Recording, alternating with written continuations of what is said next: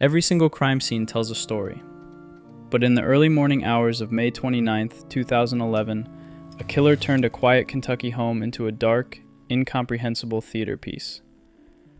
Bill and Peggy Stephenson, both 74 years old, were the absolute heart of Florence, Kentucky. They had been married for over 50 years, raised 3 adult children, and dedicated their entire retirement to helping people who were just passing through. Peggy was the devoted church organist at the local Union Baptist Church, a beautiful role she proudly maintained for 42 consecutive years without ever missing a single note. Bill was equally dedicated, spending his Sunday mornings operating the Truckers' Chapel ministry out of a local rest stop, providing a quiet place of faith, warmth, and counseling for traveling long-haul truck drivers. They were a happy, lucky couple with absolutely zero known enemies. But on that specific Sunday morning, the music abruptly stopped. For the first time in memory, the chapel doors remained locked, and Peggy's seat at the organ console sat entirely empty. Sensing that something was terribly wrong, a family member rushed to their first-floor Oakbrook condominium to check on them. What they discovered inside wasn't just a brutal double homicide. It was an elaborate, terrifying puzzle that would go on to baffle the FBI and top cold case investigators for the next 15 years.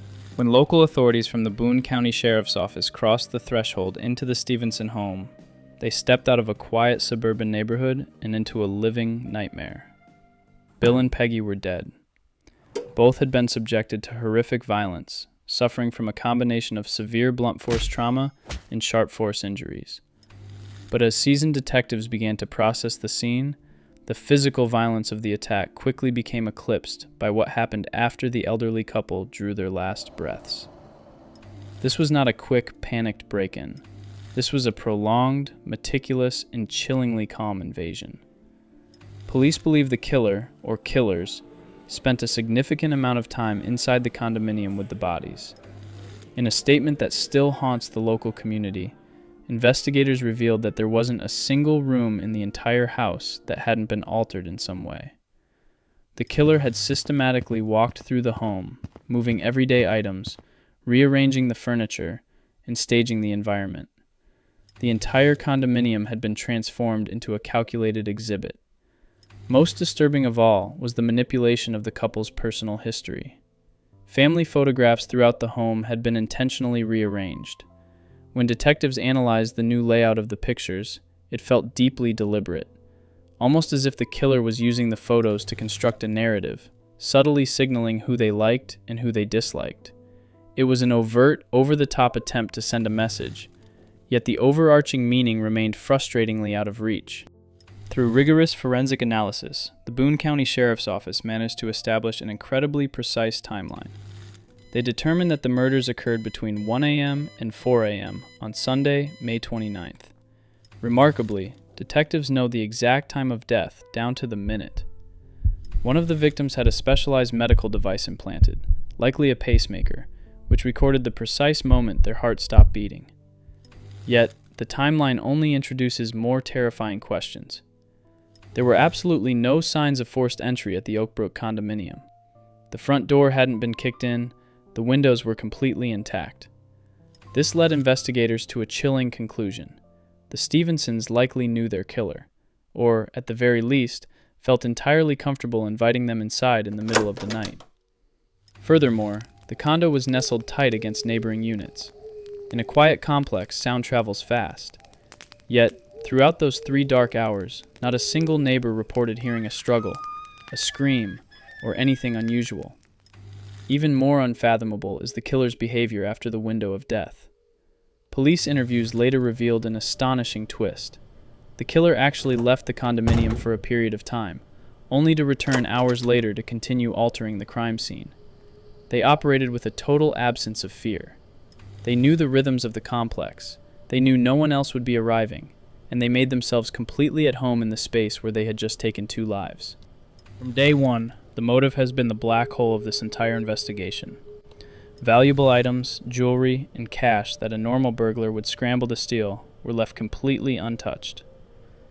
Lead Detective Cox stated unequivocally that this was intensely personal. The couple themselves were the target. The detective noted, they both had to die. If the killer had a grievance with only one of them, there were countless opportunities in their daily routines to isolate either Bill or Peggy. But the perpetrator wanted both gone, and they wanted them gone together. Over the last 15 years, detectives have chased hundreds of leads across state lines. Because of Bill's deep ties to out-of-state truck drivers through the Truckers' Chapel ministry, tips flooded in from all corners of the country. The investigation grew so complex that it was eventually presented to the VDOC Society, an elite, exclusive organization of forensic scientists, FBI profilers, and homicide experts who meet monthly in Philadelphia to crack the nation's most impenetrable cold cases. For a time, public attention focused heavily on a dark twist within the family itself. Charles Stevie Stephenson, a nephew of the couple, was arrested and later convicted for the brutal, separate murder of a 67-year-old woman in Indiana. The community braced for a resolution, assuming a monster had been unmasked within the family circle. However, forensics shattered the theory.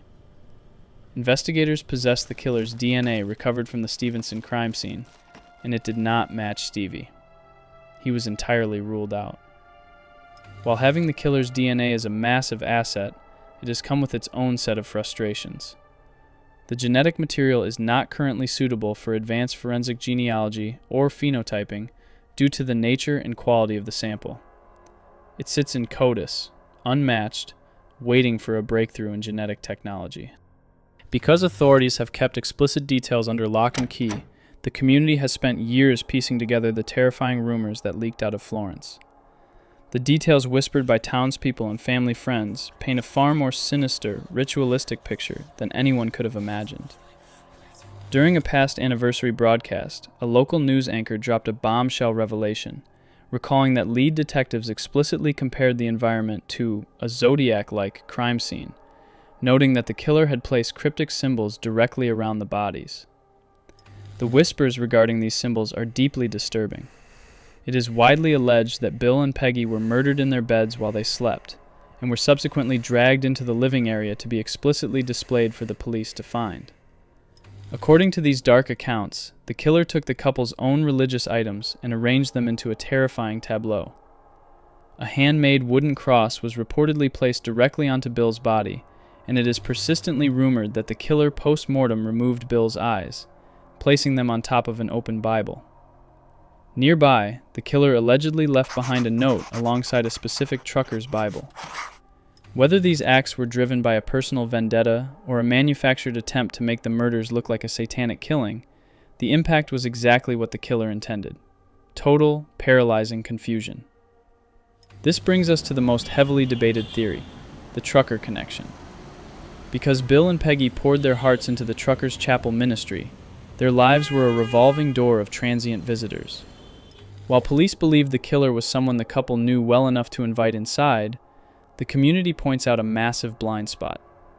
If a truck driver from Bill's congregation, someone he had counseled or helped, showed up at their door in the dead of night claiming to be in desperate need, the Stephensons' fierce charity would have taken over. They wouldn't have hesitated to unlock the door and welcome them inside. It is a tragic reality that long-haul trucking offers an effective cover for transient predators. The ability to move thousands of miles in a single day makes tracking a suspect incredibly difficult.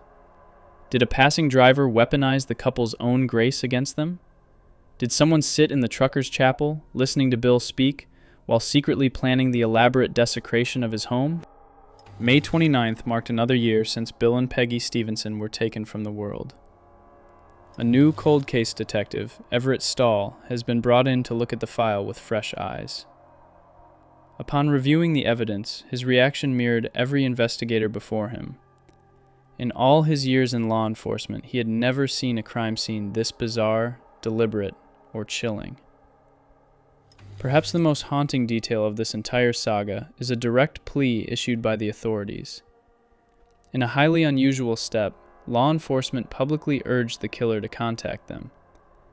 They explicitly asked the perpetrator to send a note or make a call, not just to confess, but to explain the meaning behind the staged crime scene. They want to know what the story meant, and what the symbols were trying to say. The Stephenson family continues to offer a $50,000 reward for information leading to an arrest. Somewhere out there, the person who walked those rooms, rearranged those photographs, and left that cryptic message is still free, carrying the secret of exactly what happened in the dark theater of Florence, Kentucky. What are your thoughts on this case? Do you believe the killer was someone deeply personal who was close to the Stephensons? Or could it have been a transient predator passing through the Truckers' Chapel ministry? Let me know in the comments below.